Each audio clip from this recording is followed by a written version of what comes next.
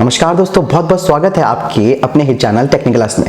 दोस्तों, वीडियो शुरू करने से पहले मैं आप सबका धन्यवाद करना चाहूँगा कि आज आप लोगों की सपोर्ट से टेक्निकल अस्त्र जो है वो 2 लाख सब्सक्राइबर क्रॉस कर गया है और ये सब हुआ है आप लोगों की वजह से। और इससे मुझे एक मोटिवेशन मिलता है आप लोगों के लिए अच्छे से वीडियोस बनाने की, ताकि देश की भी सेवा की जा सके और साथ ही आपको नई नई जानकारी से अवगत कराया जा सके।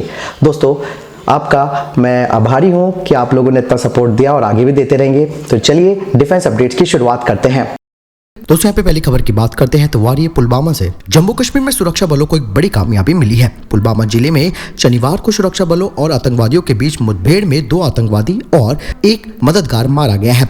वहीं मुठभेड़ खत्म होने के बाद तलाशी अभियान में कई चीजों का खुलासा हुआ है। घटनास्थल पर आतंकियों के छिपने के अड्डे मिले हैं। करीब 10-10 फीट के अंडरग्राउंड ठिकाने पाए गए हैं। इन ठिकानों को इस तरह से बनाया गया था कि जिससे आसानी से ये किसी की नजर में न आए। इन्हें ढकने के लिए बकायदा लोहे के ढक्कन लगाए गए थे। इसमें रहने के दौरान सांस लेने में दिक्कत न हो, इसके लिए आतंकियों ने सुराग बनाकर व्यवस्था कर रखी थी। वहीं तलाशी अभियान के दौरान मिले आतंकी ठिकानों को सुरक्षा बलों ने नष्ट कर दिया। सेना की 50 राष्ट्रीय राइफल, सीआरपीएफ की 130वीं बटालियन और एसओजी की एक ज्वाइंट टीम ने ऑपरेशन को अंजाम दिया था।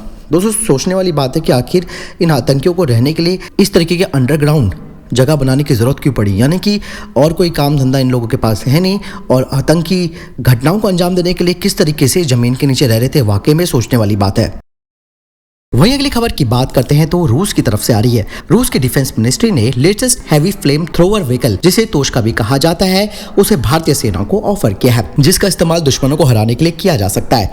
इसे TOS-1 भी कहा जाता है, जो कि सोवियत एरा का 230 mm 30 बैरल का मल्टी बैरल रॉकेट लॉन्चर है और थर्मोबैरिक वेपन से ये लैस है, जिसे T-72 टैंक पर भी माउंट किया जा सकता है। TOS-1 को इस तरीके से तैयार किया गया है, ये दुश्मन की किलाबंदी को ध्वस्त कर सकता है और इसे लाइट आर्मर्ड व्हीकल या फिर ट्रांसपोर्ट व्हीकल पर भी माउंट किया जा सकता है। LOC पर इसका इस्तेमाल अच्छे से किया जा सकता है। ये एक तरह का कॉम्बैट व्हीकल भी कहा जा सकता है। दोस्तों, आपको बता दें कि इसमें 24 अनगाइडेड थर्मोबैरिक रॉकेट्स लगे हैं। ये सारे रॉकेट्स 6 से 12 सेकंड में लॉन्च किए जा सकते हैं। साथ ही इसमें TK-M3A साइट लगी है, जिससे कमांडर सीधे बाहर देख सकता है और GPK-59 नेविगेशन सिस्टम लगा है। साथ ही R16350U रेडियो स्टेशन बेस में लगाया गया है। 902G स्मोक ग्रेनेड लॉन्चर इसमें लगा है। आपको बता दें कि इसकी रेंज 6 किलोमीटर है, लेकिन कुछ डिफेंस सोर्सेस ने बताया कि इसकी जो रेंज है वो 12 किलोमीटर तक हो सकती है। अगर बात करें इसमें क्रू मेंबर्स की, तो 3 क्रू मेंबर्स इसमें आसानी से आ सकते हैं। इसके अंदर का सारा इक्विपमेंट T-72 टैंक जैसा ही है, यानी कि दोस्तों ये जो कॉम्बैट व्हीकल है वो भारतीय सेना के लिए काफी फायदेमंद माना जा रहा है और ऐसे में हमें यही उम्मीद लगानी चाहिए कि डिफेंस मिनिस्ट्री को इस कॉम्बैट व्हीकल के लिए हाँ कर देनी चाहिए।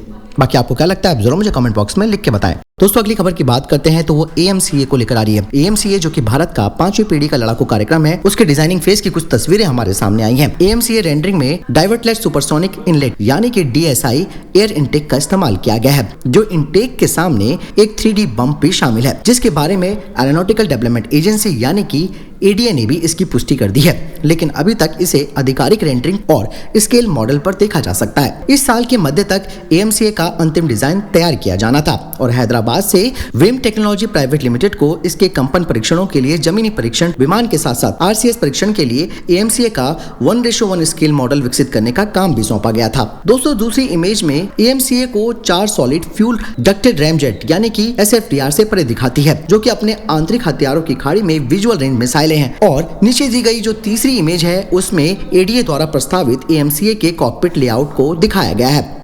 दोस्तों, यहाँ पे अगली खबर की बात करते हैं तो श्रीलंका को लेकर आ रही है। आपको बता दें कि कोरोना संकट की वजह से दुनिया भर की इकोनॉमी प्रभावित हो रही है।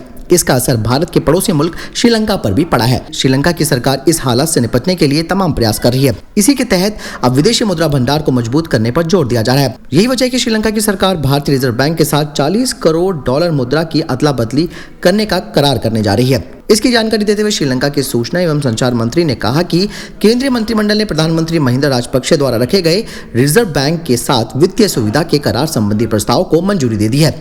दोस्तों, यहाँ पे अगली खबर पाकिस्तान की तरफ से आ रही है। सोशल मीडिया पर दिखाई गई सैटेलाइट इमेजेस से पता चला है फरवरी में पाकिस्तानी सेना को अपने surface to air missile system को फिर से तैनात करते हुए दिखाया गया। माना जा रहा है कि LY-80 मिसाइलों को रणनीतिक रूप से लाहौर शहर में एक बेस पर ले जाया गया था। ये समझा गया है कि यह हथियार पहली बार दिसंबर 2019 में लाहौर में लाया गया था। लाहौर भारत और पाकिस्तान के बीच वाघा अटारी सीमा से सिर्फ 14 मील यानी कि 24 किलोमीटर दूर स्थित है। LY-80 को HQ-16A के रूप में जाना जाता है, जो एक चीनी निर्मित मध्यम दूरी की मिसाइल है जिसे 2011 में चीनी सशस्त्र बलों ने पेश किया था। विनाशकारी HQ-16A उच्च ऊंचाई पर हवाई हमलों को एंगेज करने में सक्षम है और 40 किलोमीटर की दूरी पर लक्ष्य को बाधित कर सकता है। पाकिस्तानी सेना ने पहली बार मार्च 2017 में हथियार का इस्तेमाल शुरू किया था। 2019 में पहली बार इसका सैन्य ड्रिल किया गया था, लेकिन अब आपको बता दें कि जो तस्वीरें सामने आई थी सोशल मीडिया पर कि उसने लाहौर में चीन के LY-80 को तैनात किया, जिसका मतलब ये साफ है कि वो भारत से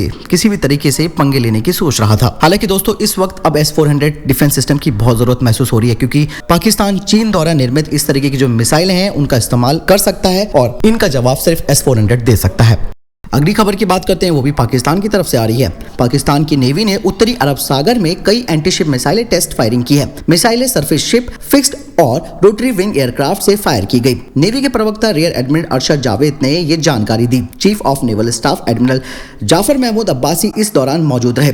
नेवी ने इस बारे में ज्यादा विस्तृत जानकारी नहीं दी है। आपको बता दें कि एडमिरल जावेद ने बताया कि एंटीशिप मिसाइलें समुद्री स्तर पर जंगी जहाजों और एयरक्राफ्ट से फायर की गई। साथ ही उन्होंने कहा कि मिसाइलों को सफलता से फायर करना पाकिस्तान की नेवी की ऑपरेशनल क्षमता और मिलिट्री की तैयारी का सबूत है, और ये भी कहा कि पाकिस्तान की नेवी दुश्मन के हमले का सटीक जवाब दे सकती है। यानी कि दोस्तों आप समझ सकते हैं कि पाकिस्तान यहाँ पर एक तरीके से जानबूझकर एंटीशिप मिसाइलों का परीक्षण कर रहा है ताकि वो ये दिखा सके कि हम इस क्षेत्र में अपने आप को मजबूत रखते हैं। लेकिन सबको पता है पाकिस्तान की नेवी किस तरीके की है, और ये सिर्फ दिखावटी उनके, आप समझ सकते हैं कि ये केवल उनका एक दिखावा है, जिसका केवल और केवल मतलब ये है कि अपने यहाँ के लोगों को ये दिखाना कि हम सक्षम है किसी भी तरीके का जवाब देने के लिए। हालांकि दोस्तों अगर नेवी की बात की जाए तो पाकिस्तान की नेवी भारत के आगे कहीं नहीं टिकती।